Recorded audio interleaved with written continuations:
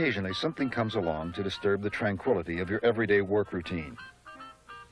Equipment failure scrubs a mission. You run into some inter-office conflict.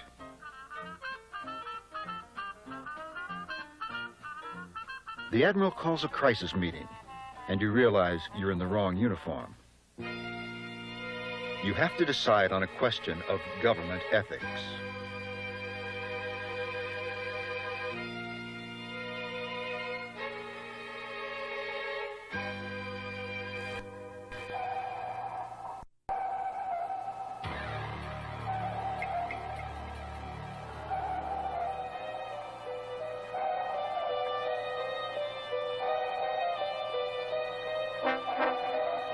Channel now, Captain. I don't see any way out. It looks like we're going through. Con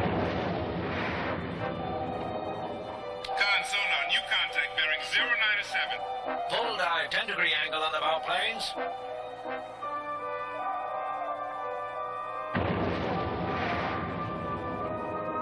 Check the chart. Can we go deeper? We have a hazard to navigation. Recommend consult Executive Order 12674. Bear 000, 1,000 yards. Look at 5 Code of Federal Regulations 2635 and descend 100 feet in accordance with DoD Joint Ethics Regulation.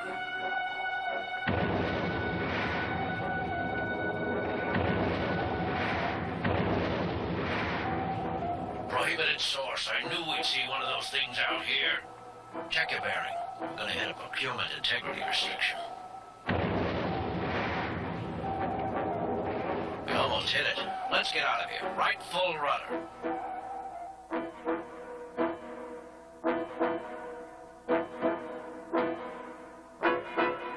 Government ethics laws and regulations. They can be confusing, but the DoD Joint Ethics Regulation pulls it all together for you. And there are some basics that you can follow to help make your way safely through the ethics minefield. First, be aware that there are standards of conduct and ethics rules. And second, understand that you don't have to remember the ins and outs of ethics by yourself. Every agency has someone to help you.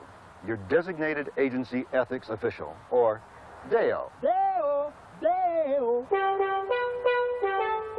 Consult your DAEEeooooo or your local ethics counselor when you have a question about any ethics standard.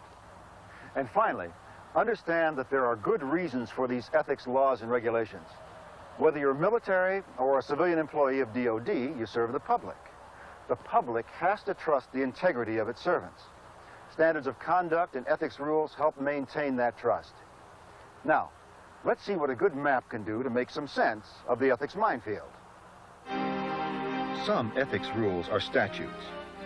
When you violate a statute, you may be committing a criminal act. Conflict of interest statutes have lots of particulars, but they all boil down to the same thing. You can't misuse your public office for private gain, not for your private gain or the private gain of someone else. In fact, even the appearance of conflict between the government's interest and private interest should be avoided. Now, some conflict of interest obstacles are easy to spot. Here's your cut. 17 grand. You mean a third of the take is 17 grand? Come, Joseph. Bribery is pretty self-evident. If someone offers you something of value because you could use your position to help them, it's bribery. And bribery violates federal criminal statutes. And a bribe is a bribe no matter how it's offered, whether directly or indirectly. You cannot receive any contribution or supplementation of income from any non-federal source for doing your government job. Now, while bribery may be easy to spot, navigating the waters of ethics can get more complicated. You fools! Stop thinking about yourself! Think of the boat! Another rule says that officers and employees of the executive branch can't ask for or accept anything of value that's given because of your official position. And you can't ask for or accept anything of value from a prohibited source, even if your actions aren't influenced by the gift.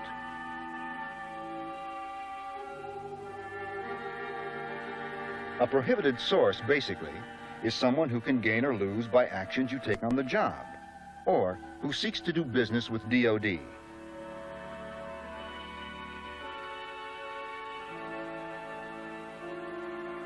By regulation, there are some exceptions to this statute. For example, items worth less than $20 are acceptable, as long as you don't accept gifts that total more than $50 in a year from one source. Consult your ethics counselor about the exceptions. You can't have financial interests in a matter you work on in your DoD job. But your interests aren't the only ones considered in determining conflicts of interest. If your spouse or dependent child has a financial interest in a government matter, you're prohibited from participating in that matter. Financial interests could include the defense contractor stock your son inherited, or the job your spouse has with a defense lobbying association.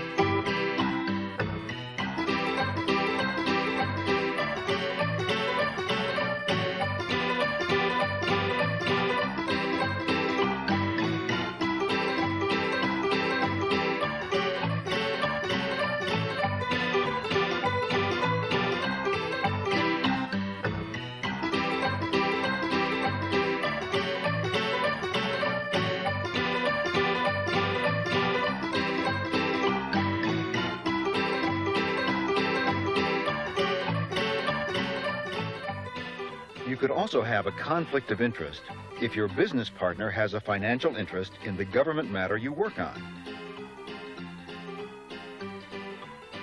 If you have a conflict of interest, there are several things you can do to resolve the problem. You can remove yourself from the project and work on something that doesn't cause a conflict.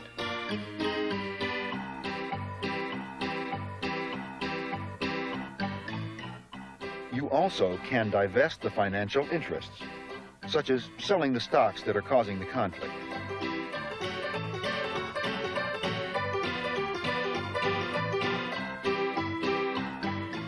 And there could be a conflict of interest when you negotiate employment with an organization if that organization could be affected by the work you do in DoD.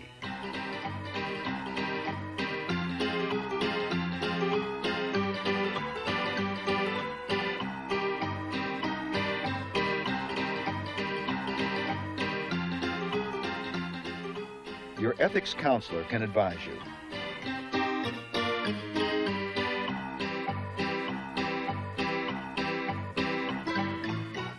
As long as you are active duty military or a DoD employee, you can't represent another person or organization before a federal or DC court or agency if the U.S. has an interest in the matter.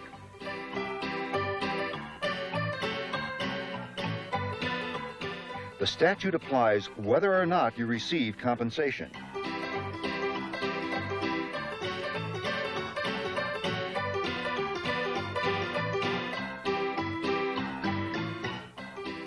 You also can't represent before the federal government any entity that does business with DoD.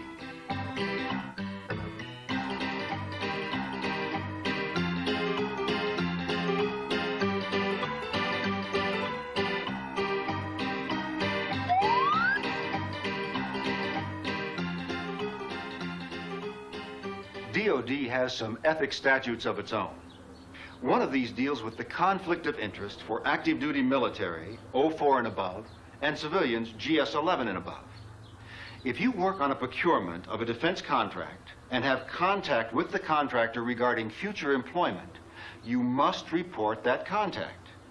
You must also disqualify yourself from working on the procurement until you have rejected the possibility of working for the contractor. Procurement officials, chin hut! If you or the people you supervise participate significantly in procurement, there are some special employment negotiation statutes for you. If you have a procurement integrity conflict of interest, you can request to have yourself recused from the procurement that creates the conflict. If you can't be recused, employment discussions must stop. Well, I would recuse myself if I knew what it meant. Recuse? It means to withdraw from it, to ask your supervisor to take you off the procurement. What'd he say? He said recuse. What's that? It means withdraw. Hmm? Like when you ask your boss to take you off the procurement? Why didn't he just say that? He did say that. Well, recuse me. Certainly. You may find the procurement integrity law confusing. Even lawyers admit they have a hard time with this one. If you have any questions about the procurement integrity statutes, talk to your DoD. Dale! What was that? What was what?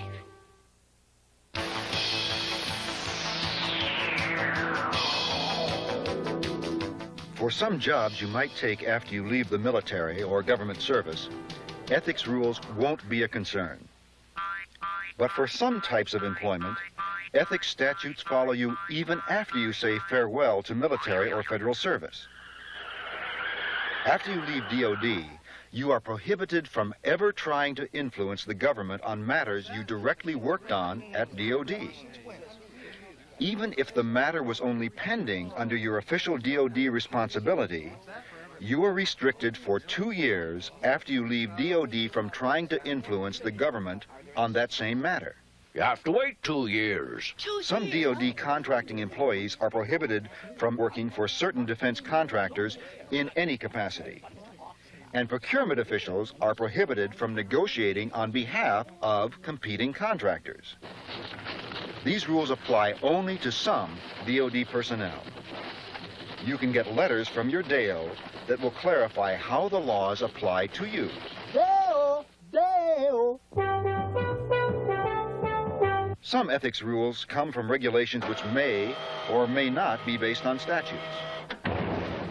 Regulations are as valuable as statutes in maintaining public trust in the government. It's important that you know and follow ethics regulation. The tributes of the Hawkmen will be first. You cannot accept gifts from anyone you supervise except on special, infrequent occasions, such as retirement. Surely he told you there would be other interested parties. Why don't you tell me where the piece is right now? Ethics regulations prohibit you from using official information not yet released to the public to further your private interests. You may not use your official title or office to endorse a product or person. That applies to fundraisers and charity events. The government is expected to be fair and impartial in its dealings with the public.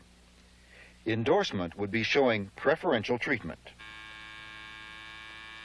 You can't coerce your subordinates to make donations to any cause, official or unofficial. You must avoid actions that could result in impeding government efficiency or economy. Then it's a deal. If you can assure me my name will be protected. You'll be protected all over the place.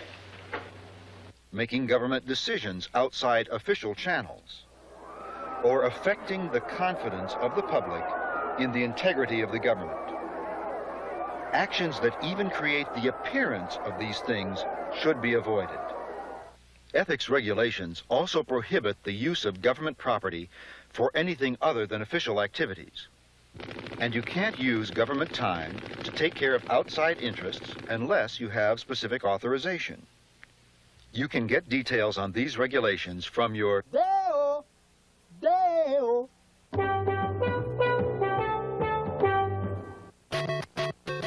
Making the ethical decision isn't always easy. But we all learned some basic ethical values when we were kids. The do's and don'ts we understood in kindergarten are pretty much the same standards we use now to decide between right and wrong. Even though you don't know the details of every ethics regulation, there are principles of ethical decision-making you can follow. Know the ethical problem. Know the goal of your job. Know the rules. Consider all the people affected by your decision. Make sure you have all the facts. Commit to the best ethical solution and implement that solution. Now, your DAO and the ethics statutes and regulations can help steer you through the minefield of ethics standards. But you must make the final decision to act ethically.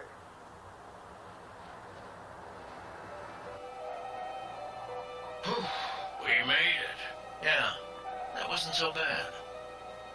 Dale, Dale. Daylight come and me want go home.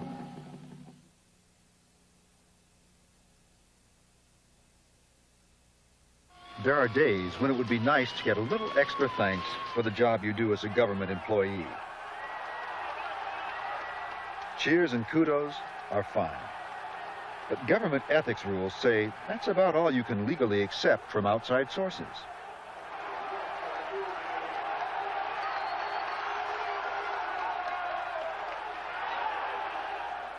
Specifically, the rules say that you cannot accept gratuities, a gift, a meal, or anything else of value because of your official position, or from people and organizations who have an interest in how your official duties are performed, what are called prohibited sources.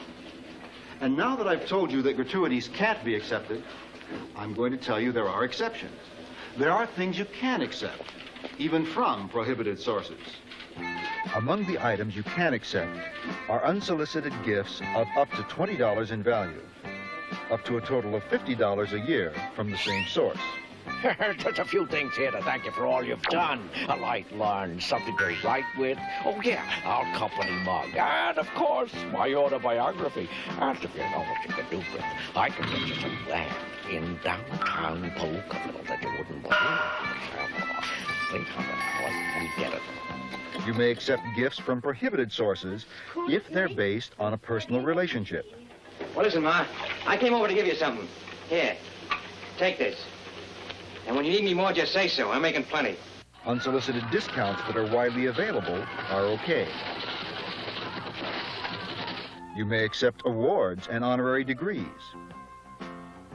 Gifts that are authorized by law or regulation are also exceptions to the gratuity statutes. Okay, so you won't take the watch. How about these tickets to the World Frog Jumping Championship? Even with these exceptions, it's important not to accept anything that would give the appearance of showing favoritism. Your designated agency ethics official can advise you on any gratuity questions. How about a one-way ticket to Palookaville? Great place. Oh, no.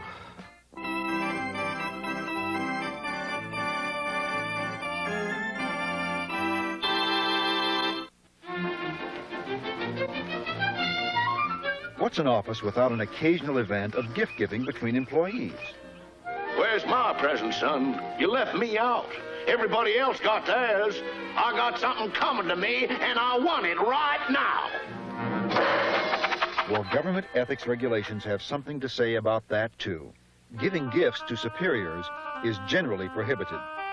And you can't accept gifts from employees who are paid less than you, unless you have a personal relationship and there is no superior-subordinate relationship between you.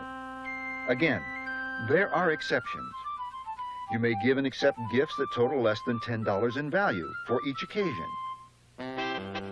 It's okay to share things such as food with the entire office. Personal hospitality at someone's home is okay. And so are things you would customarily give for hospitality gifts. You may give gifts worth more than $10 on special infrequent occasions, such as retirement. Give me it. Give it over. Don't hold that. Remember, though, that contributions for any gifts, including office gifts and gifts to charity, must be made voluntarily. You can't solicit or demand donations.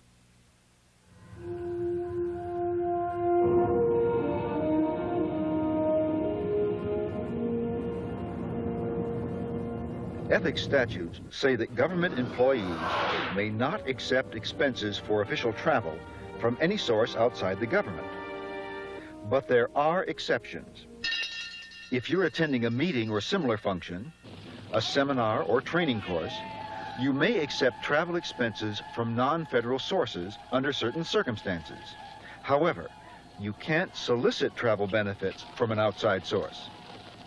You must get approval for any travel benefits from non-federal sources, and you'll have to submit a report to your designated agency ethics official when your travel is complete. Check with your ethics advisor before you accept any travel expenses from outside sources to be sure you aren't violating ethics rules. DoD Directive 1005.13 explains when you may accept travel and expenses from foreign governments. Check with your ethics counselor for those guidelines. Many of you accumulate frequent flyer miles on your official travel. They are government property, and you may not use them except on official travel. Any benefits you might receive from travel services paid for by the government are also government property and may only be used on future official travel. Those benefits could include prearranged upgrades on accommodations, rental cars, or first-class airline seats. However, you may accept upgrades if they're offered on the spot and are generally available to the public. You also may accept travel coupons that are generally available to the public. And if you have a gold card or other travel membership card that you've bought with your own money or received because you've accumulated the necessary miles traveled, even on official business, you may accept the benefits that go with the card. Also, if you voluntarily give up a seat on an overbooked flight in exchange for a payment or free ticket, you may keep the ticket, as long as the seat surrendered doesn't interfere with your official duties.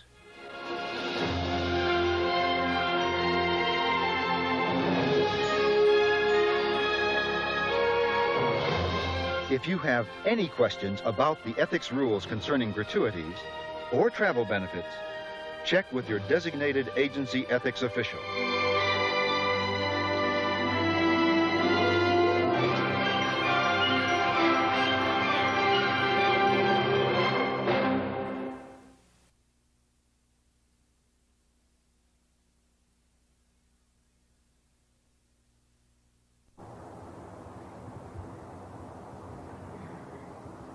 Ethics is a discipline.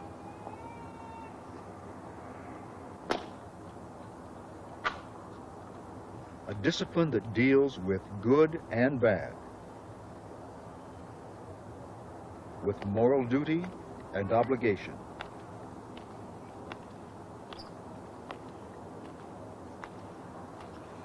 Ethical standards are expressed in many ways.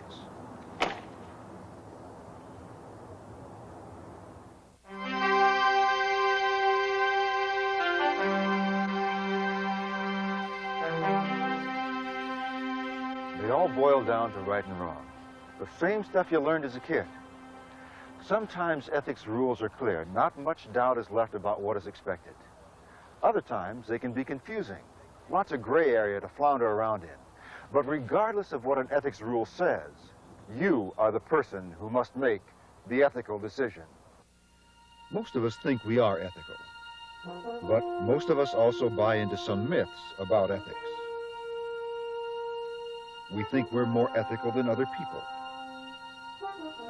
We think our profession is more ethical than other professions. We think our professional goals rise to the level of moral imperatives.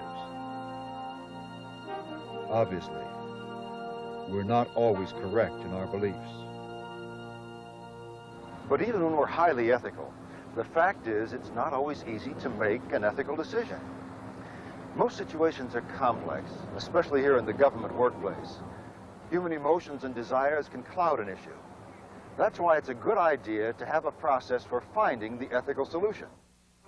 Your first step in making an ethical decision is to consider the stakeholders, the people who will be affected by your decision, the public. is the primary stakeholder in official decision-making of government workers. But the scope can vary dramatically. In the narrow picture, you and your family are stakeholders. In the bigger picture, your decision could affect government employees, taxpayers, the international community, and more. The stakeholders may change with each decision, but the important ethical principles you use to guide your decisions should not change. 10 principles are critical to ethical decision-making. Honesty and integrity, loyalty, accountability and fairness, caring, respect, promise-keeping, responsible citizenship, and pursuit of excellence. These principles will put you on the right path to make ethical decisions. Some of the most important steps in the process of making ethical decisions are: state the problem, know the laws and regulations, list the ethical principles at stake and name the stakeholders, gather more information, eliminate unethical options, commit to and implement the best ethical solution. Most of us already have the tools for ethical decision-making, but there are times we have to go back to the blueprint to make those tough decisions. Your most important guide in making the ethical decision should be your commitment to your own ethical values, to the American public, and to the reason you chose to serve your country in the first place. Nothing makes me more proud than to wake up in the morning and at 6 o'clock Reveille formation to see our colors and our flag go up. It's a big inspiration for me. It's the same thing when I go to a baseball game or a football game. I get real choked up out hearing the national anthem. It's what freedom's all about, and that's what we're here for.